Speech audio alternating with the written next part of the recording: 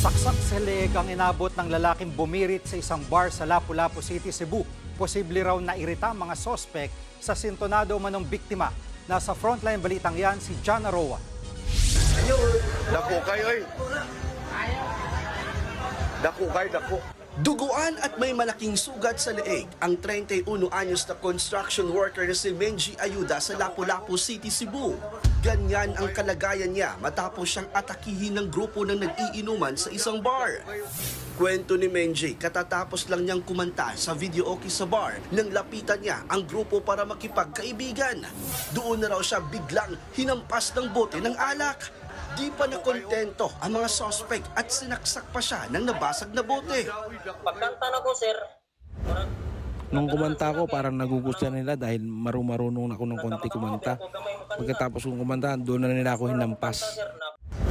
Walang ideya si Menji kung bakit siya hinampas. Natahi na ang sugat niya sa leeg at mukha at nagpapagaling sa ospital. Agad namang tumakas ang mga suspect matapos ang engkwentro. Sa tingin ko, pinagtripan lang talaga nila ako. O di kaya, kinaiingitan. Basta, yung iniisip ko, kasi wala akong kasalanan sa kanila. Masakit sa dibdib, muntik na akong mamatay. Tutuusin, gusto ko lang sana magsaya nun.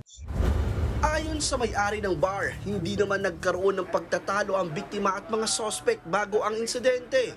Kaya sa tingin niya, posibleng nairita ang mga suspect sa boses ng biktima sa pagbirit ng kantang Chances ng bandang Air Supply. I think he got irk of the music na his song. Siguro kuan kayo kanang very irritating siguro. Patuloy ang backtracking sa mga CCTV sa lugar at mga testigong posibleng makapagturo sa mga suspect. Nagbabalita mula sa frontline, John Aroa, News 5. Mga kapatid, Jiggy Manikad po, iba na ang may alam at may pakialam sa panahon ngayon. Para sa konkreto, kumpleto at komprehensibong balitaan sa frontline, mag-follow at mag-subscribe sa social media pages ng News 5.